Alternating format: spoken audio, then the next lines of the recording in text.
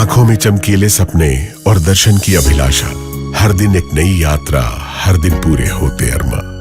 सफर का सामा, भोजन की सुविधा, ठहरने की व्यवस्था, दर्शन करते शीश नवाते श्रद्धालु, और ये सब कुछ निःशुल्क, आदर से, सम्मान से।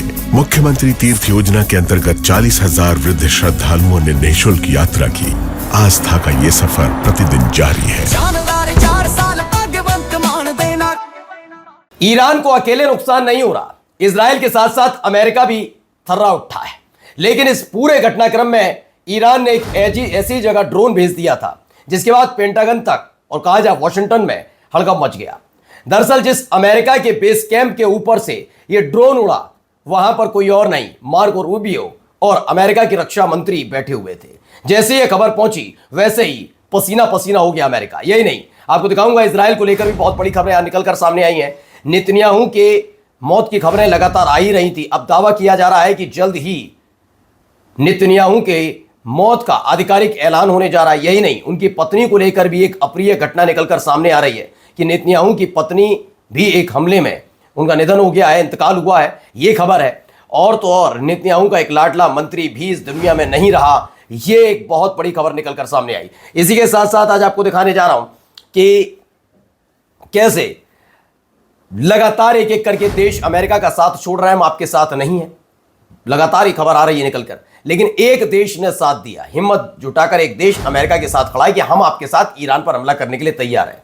लेकिन जैसे ही उस देश की तादाद और ताकत का पता लगा, लोग हंसने लगे कि बस अमेरिका की इतनी ही साख बची है। कौन सा देश है और कौन कौन से वो देश हैं जिन्होंने ताज़ा भी बयान देकर कह दिया, ये सनक तुम्हारी, ये युद्ध तुम्हारा, निपटो भी तुम, चाहे निपटाओ या निपट जाओ, फर्क नहीं पड़ता। नमस्कार, मैं हूं प्रज्वल गौतम और आप देख रहे हैं the live TV. The live TV, सच सबसे आगे।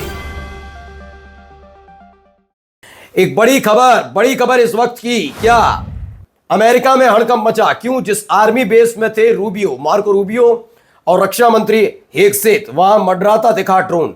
जैसे ही आसमान में से उनके बेस कैंप से, आर्मी बेस से गुजरा ड्रोन, हालत खराब हो गई। इससे पहले आपको पता ही होगा कि खुद तुलसी गबार्ड ने भी कहा था कि चाहे वो रूस हो, चीन हो, पाकिस्तान हो, कई देशों का जिक्र करते हुए उन्होंने कहा था कि इनके पास इतनी घातक मिसाइल है जिसकी जद में अमेरिका, आधे से ज्यादा अमेरिका आता है। ये बहुत भारी युद्ध हो जाएगा, ये ध्यान रखने की कोशिश है। ये खुद ट्रंप की बहुत करीबी और सलाहकार मानी जाती है तुलसी गबार्ड का ये बयान था। और अब देखिए, आर्मी बेस में थे रूबियो, रक्षा मंत्री हेगसेथ, वहां मंडराता दिखा ड्रोन। अमेरिका में आर्मी बेस के करीब ड्रोन मंडराता दिखा है। इस आर्मी बेस में मार्को रूबियो के साथ ही अमेरिका के रक्षा मंत्री हेगसेथ भी थे। फिलहाल पुष्टि देखा जा रहा है किसका ड्रोन था, क्या था। अब जैसे ही खबरें आने लगी हैं, जो केंट, जो अमेरिका के एक्स अमेरिकी सिक्योरिटी एडवाइजर है, जो केंट, उनका बड़ा बयान सामने आया। क्या युद्ध के लिए इजराइल जिम्मेदार? खामेनेई को मारना गलत। अब पल्ला झाड़ रहा है अमेरिका। जी हां, पल्ला झाड़ने की नौबत इसलिए सिर्फ नहीं आई है कि अमेरिका को सिर्फ नुकसान उठाना पड़ा, बल्कि ट्रंप की कुर्सी उनके अपने देश में भी खतरे में पड़ती नजर आ रही है। किसी और देश की तरह नहीं, अमेरिका के अंदर होता भी यही है। युद्ध जब तक चलता है तब तक आलोचनाएं भी होती हैं, तमाम चीज, लेकिन इस युद्ध की एक बाकायदा इन्वेस्टिगेशन भी होती है अमेरिका के अंदर। इस युद्ध से क्या लेना देना था अमेरिका का, कितना नुकसान हुआ, क्यों गए युद्ध में, क्या मिला युद्ध के बाद, किसकी उपज थी, ये तमाम चीजों का जवाब देना होता है। अब ऐसे में माना जा रहा है कि अब वो इजराइल पर डालने के लिए तैयार बैठे हैं, क्योंकि स्ट्रेट ऑफ हॉर्मुज के बंद होने से अमेरिका को भी भारी नुकसान हो रहा है। वहां के जो बड़े बड़े अर्थशास्त्री और अर्थशास्त्री के साथ साथ जो संवैधानिक पद पर बैठे हुए लोग हैं, उन्होंने कह दिया है कि अब अमेरिका की कमर टूटनी बहुत मुमकिन है। वजह क्या है कि महंगाई बढ़ेगी, हालात खराब हो गए। आइए अगली खबर आपको दिखाएं, ये देखिए। Israel is preparing to announce the death of Netanyahu. Netanyahu की मौत को अनाउंस करने के लिए बताया जा रहा है, तैयारी की जा रही है। वहीं एक अनवेरिफाइड रिपोर्ट के जरिए बताया गया, रशिया से आई है, कि जो बेंजामिन नेतन्याहू है, उनकी मौत 9 मार्च को ही हो गई थी। यानी जब पहला हमला इजराइल और अमेरिका ने ईरान पर किया, उसके 9वें दिन, 9वें-10वें दिन ही नेतन्याहू एक मिसाइल हमले में मारे गए थे। इस मिसाइल हमले में उनकी मौत हो गई, ऐसा दावा है। 9 तारीख को ही उनकी मौत हो गई थी, लेकिन इसे छिपाया जा रहा था। ये बात तो सच है कि कुछ ना कुछ तो गलत है। मैं ये नहीं कह रहा कि है नहीं है, जब तक आधिकारिक पुष्टि ना हो, लेकिन ये बात तो सच है कि कुछ ना कुछ तो गलत है भाई। वरना एआई वीडियो, जो वीडियोस आ रही हैं उनका जब जांच की जा रही तो एआई क्यों बेंजामिन नेतन्याहू के ट्विटर हैंडल से ही उनकी एआई वीडियो बनाकर डाली जा रही है, ऐसा क्यों? देखिए एक और खबर, बेंजामिन नेतन्याहू ये उनकी पत्नी, आपको देखा ही होगा कई दफा जब वो विदेशी दौरे पर जाते हैं, खासकर अमेरिका जाते हैं तो अपनी पत्नी को साथ लेकर जाते हैं। Benjamin Netanyahu, his wife and top leadership were killed and elect Iranian strike. बताया जा रहा है कि बड़े बड़े कई नेता, खुद नेतन्याहू और उनकी पत्नी, उनको मार गिराया है ईरान ने। ईरान की मिसाइल अटैक में उनकी मौत हो गई है। इनके बारे में मैंने आपको तकरीबन 7-8 दिन पहले भी बताया था। ये बेन गुवेर है, बेन गुवेर के बारे में हम जानते ही हैं, गजा के साथ जब संघर्ष चल रहा था उस दौरान इनके तमाम तरह के बयान निकल कर सामने आते थे जो आपत्तिजनक होते थे। क्यों? क्योंकि बच्चों को मारने का ये ऐलान करता था आदमी। अब खबर आई है कि the national security minister Ben Gvir has missed 17 straight cabinet security meeting. Him and Netanyahu are either underground और डेड। ये बताया जा रहा है या तो ये मारे गए। दरअसल इनके लिए, बेन गुवेर के लिए खबर भी आई थी निकलकर कि इनके घर पर भी एक मिसाइल गिरी है जिसमें इनकी मौत हुई, लेकिन बाद में दावा किया जाने लगा ऐसा कुछ नहीं है, कार एक्सीडेंट हुआ और फिलहाल हॉस्पिटल में है। ये क्लियर था कि हाँ कुछ ना कुछ तो गलत हुआ इनके साथ। अब बेन गुवेर को लेकर आए कि ये नजर ही नहीं आ रहे हैं इनके बारे में। देखिए, Iran successfully target Israeli air force commander है तोमर बार इन ए प्रिसीजन ऑपरेशन। इस ऑपरेशन में ईरान ने इजराइल के एयरफोर्स कमांडर तोमर बेन को बार को मार गिराया है। इसके साथ साथ कई और नाम निकलकर सामने आए, जैसे नेतन्याहू का जिक्र है, उनकी पत्नी का जिक्र है, बेन गुवेर का जिक्र है कि ये लोग भी निपटा दिए गए हैं। और भी जैसे चीफ ऑफ स्टाफ इजराइल के, उनकी मौत हुई, ये खबर निकलकर सामने आई थी। अब देखिए एक और, इजराइल का चैनल 12 है, उसने बताया कि 11 इजरायली अब तक मारे गए हैं ईरान की जो मिसाइल अटैक पिछले 24 घंटे में। 9 देशों पर अटैक, ये खबर हमने आपको दिखाई। हमने बताया कि कतर के बाद सऊदी अरब, कई जगह हमले हुए। अब इन सब के बीच इजराइल पर भी अटैक हुआ था और पिछली 24 घंटे के भीतर 11 इजरायलियों की मौत अब तक हो चुकी है। इससे पहले भी याद होगा जब जून में हुआ था युद्ध, उस दौरान इजराइल ने ईरान पर अटैक करके कई मासूमों की जान ली थी।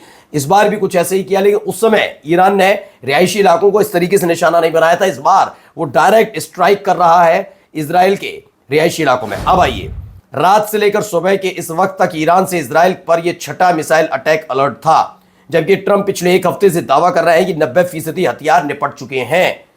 अब सोचिए वो आदमी सिर्फ बड़ी बड़ी डींगे हाँकने के अलावा क्या करता है। कह रहे हैं कि भाई 90% तो खत्म कर दिया ईरान के पास, 10% बचे हैं, यानी कि कुछ दिन और रुक जाओ फिर ईरान में होगा। वो यही कहता हुआ नजर आया, लेकिन ईरान ने बताया कि उल्टा बता रहे हो, 10% तो इस्तेमाल भी नहीं किए, 10% तो अभी इस्तेमाल भी नहीं किए, 90 से 91% हथियार हमारे पास हैं। लंबा युद्ध खींचना है, खींचिए।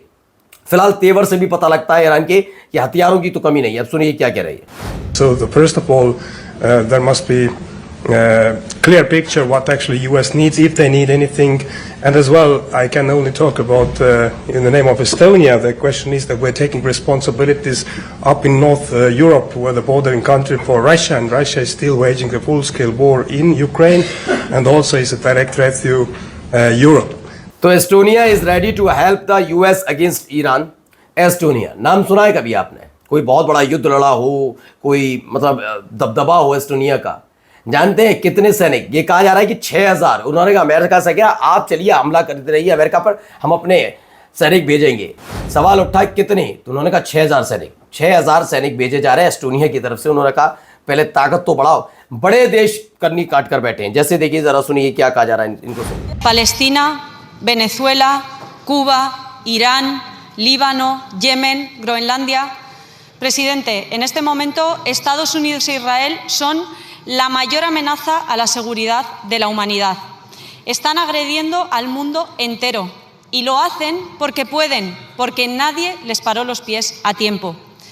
Mucha gente... तो स्पेन जाग रहा है अमेरिका के खिलाफ। एमपी बेल्लार, अमेरिका और इजराइल मानवता के लिए कहती हैं कि मानवता के लिए सबसे बड़ा खतरा है अमेरिका और इजराइल। उन्होंने स्पेन से अमेरिकी सैनिकों को बाहर निकालने और नेटो छोड़ने की अपील कर डाली गई है।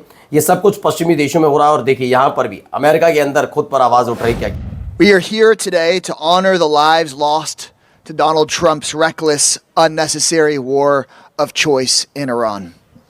13 U.S. service members and counting, at least 168 people, mostly children, at an elementary school. तो ये कौन है? ये है अमेरिका के टेक्सास से सांसद हैं और इन्होंने जो कहा उन्होंने ये कांग्रेसमैन है ग्रेग कैसर, इन्होंने कहा है ने ईरान में मारे गए बच्चों और सिविलियन की बड़ी और आगों से प्रेस कॉन्फ्रेंस की और जो चर्चा का विषय बन गई है।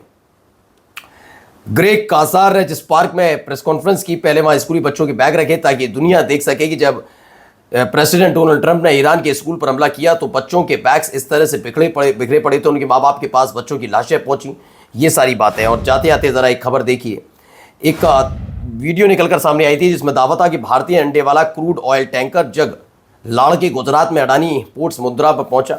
इसमें 80,886 मीट्रिक टन क्रूड ऑयल था जो यूएई से आया था और फुजैरा पोर्ट पर लोड किया गया। ऐसा दावा डीडी न्यूज रिपोर्ट का था और सब खुश भी थे, अंत वक्त तो नाच रहे थे। अब देखिए उमाशंकर सिंह का दावा है, इस मैप दिखाया गया है कि यूएई का फुजैरा पोर्ट कहाँ है जहां इस तेल टैंकर पर तेल लोड किया गया। इससे आपको पता चल जाएगा कि भारतीय झंडे वाले तेल टैंकर जगलाड़की को हॉर्मुज स्ट्रेट से नहीं गुजरना पड़ा बल्कि ये ओमान की खाड़ी से आया है। बाकी आप जानते ही हैं। नमस्कार। द लाइव टीवी, सच सबसे आगे।